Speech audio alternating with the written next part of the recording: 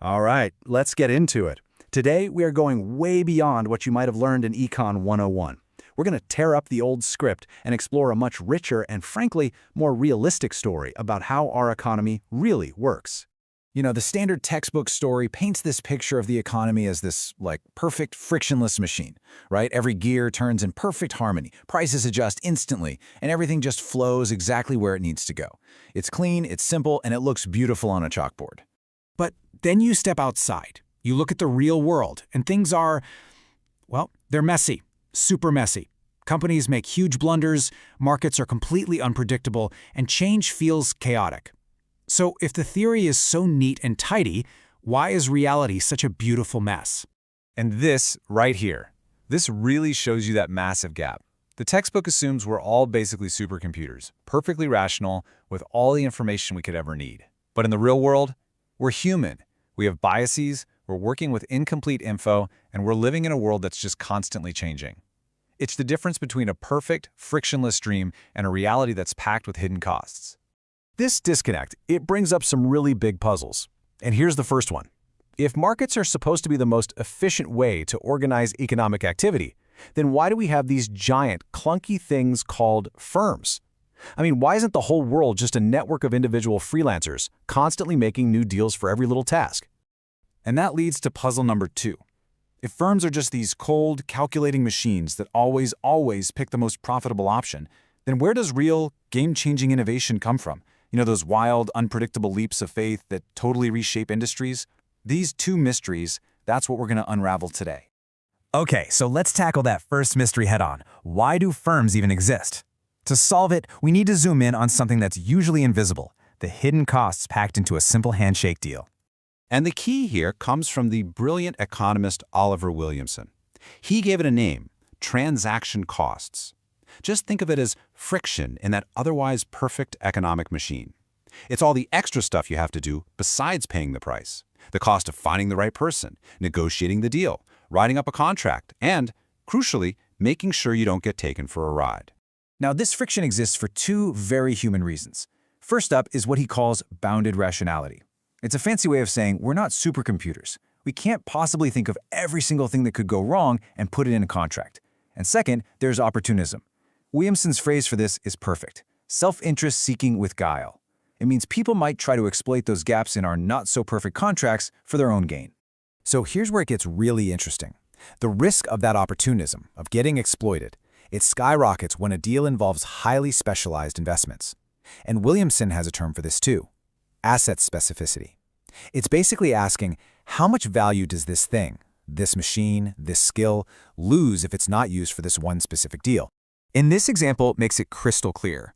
On the one hand, you've got a standard bolt. That's low specificity. If your main buyer bails, no big deal. You can sell it to 100 other companies. But on the other hand, you have a custom molded part that only fits one specific car model. That's high specificity. If that car company cancels the order, that part is basically junk. It locks the supplier into that one relationship, and that creates a ton of risk. Williamson explains that this lock-in effect creates what he calls a bilateral monopoly. Suddenly, it's not a competitive market anymore. It's just one buyer and one seller, kind of stuck with each other. And as he says here, both sides are now in a perfect position to constantly haggle and try to squeeze a little extra profit out of the other guy. It's a recipe for disaster. So, what's the solution? Well, this table lays it all out. Look at the columns. You've got investments going from totally generic on the left to highly specialized or idiosyncratic on the right. Now look at the rows for how often you're doing the deal. For something generic and recurring, like buying office paper every month, the market works great. But follow me to the bottom right corner.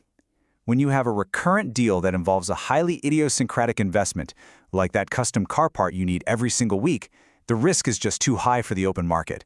And the most efficient solution is what he calls unified governance, or, in plain English, you bring that entire transaction inside a single organization, the firm. And just like that, we've solved mystery number 1. So, firms exist to solve the problem of transaction costs. That explains their structure. You could say it explains their anatomy. But it doesn't really tell us how they change, how they innovate. And for that, we need to solve our second mystery by shifting our perspective, by seeing the economy not as a machine, but as a living ecosystem. So the standard view sees the firm as that perfect calculator, always crunching the numbers to maximize profit. But there's this alternative, evolutionary view that says, hang on a second.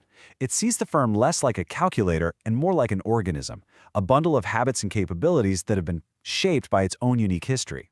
And this whole idea really came into its own with this landmark book from 1982 by Richard Nelson and Sidney Winter. It's called An Evolutionary Theory of Economic Change. And what they basically argued is that we should think about economics less like physics and a whole lot more like biology. At the very heart of their theory is this concept of routines. Now think of routines as the corporate DNA of a company. It's the way we do things around here. It's how you build your product, how you manage your inventory, even how you go about trying to invent something new. These routines are passed down over time, and they basically define what a company is good at and what it's not. And this leads to a pretty simple but powerful three-step process for economic evolution. First, firms just do what they do, based on their existing routines, their DNA. Second, they search for better routines, maybe through R&D or just by trying new things. This creates variation, kind of like genetic mutation. And third, the market acts as the great selector. It's what determines which routines lead to success and which ones lead to failure. It's literally survival of the fittest, but for business strategy. And, in this cutthroat ecosystem, firms are not these perfect optimizers that get everything right. No way. They're more like explorers, constantly making bets on new routines. And, well, some of those bets just don't pay off. In fact, something like only 2 out of every 5 new businesses actually make it past their first 5 years. But here's the key. This isn't a sign that the system is broken, it's a sign that the selection process is working. The market is just ruthlessly weeding out firms with routines that aren't cutting it, which makes space for firms with better routines to grow. And this constant cycle of variation and selection, that's how we get true game-changing innovation.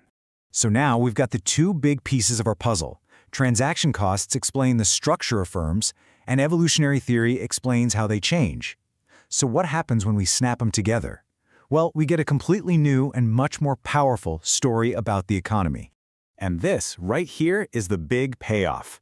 These two theories aren't fighting each other. They actually fit together perfectly.